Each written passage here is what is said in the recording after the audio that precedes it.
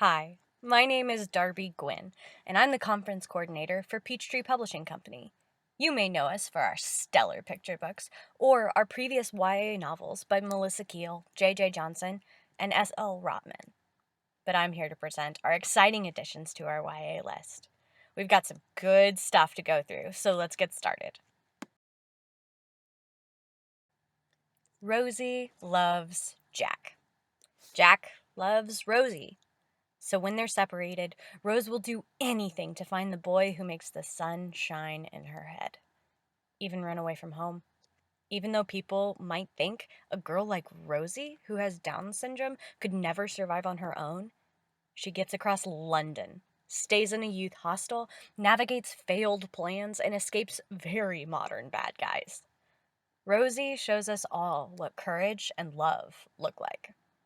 To quote The Guardian, this enthralling story of resolve and grit is moving, an uplifting novel from debut author Mel Darbon. This one is a unique character experience for readers looking to explore an underrepresented point of view. Rosie Loves Jack is a voice-driven, heartfelt story of looking to find your place in a world that often leaves no room for outsiders. As SLJ puts it so eloquently, simply being exposed to differences through the media can dispel ignorance and fear for people who have never gotten to know anyone with these conditions. Rosie Loves Jack is a must-have for every library seeking to represent everyone on their shelves. 15-year-old Katie has never been kissed. So when she wills into being a magically gorgeous, golden god of a boy, it seems like her mouth virginity is soon to be gone. She names her magic boy Guy. But when kisses don't turn out to be all she hoped for, and nobody believes she cooked up a whole person in her kitchen, Katie makes some big moves to show off her creation. Jenna Guillaume's clear, confident voice carries us through this twist on a classic trope, showing us how through the complex environment of mean girls and one-dimensional boys, friendship is the rock that steadies us. Also, this rom-com of a book introduces an asexual character in the most heartwarming way.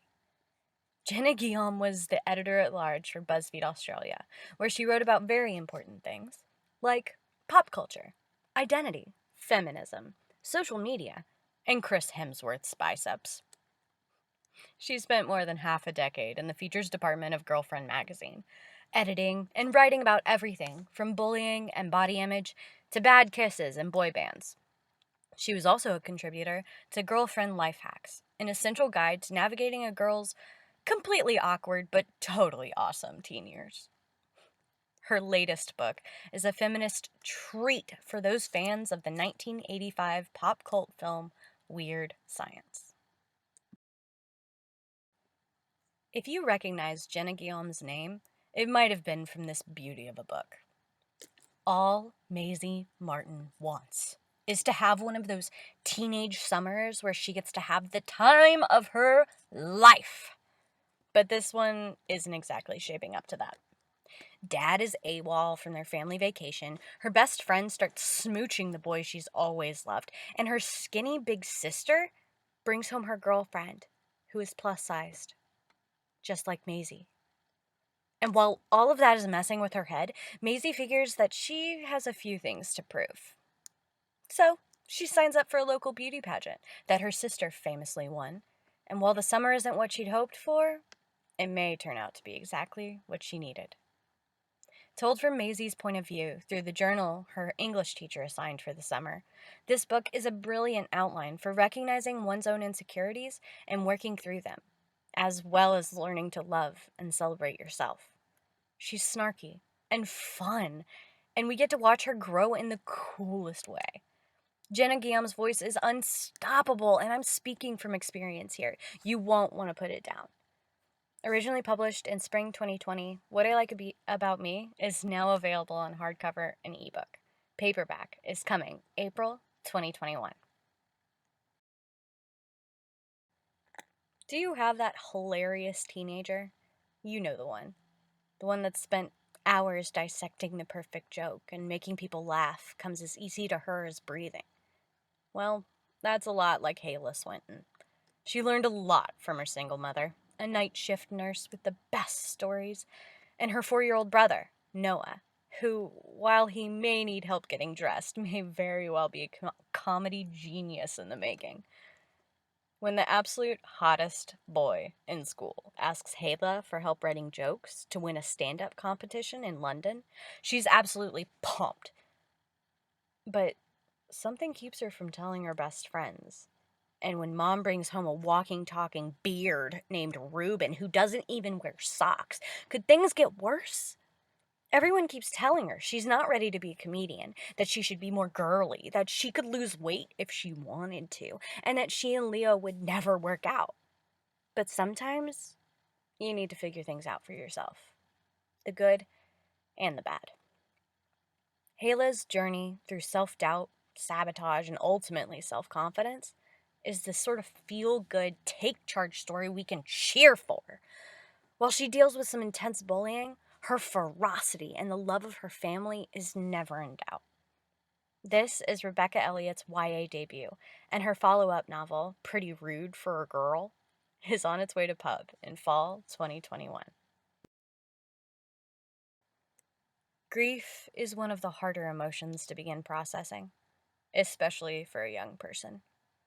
Grief can manifest in the most unexpected ways, and if we aren't careful, we can lose connections or moments in the grief that we can't get back.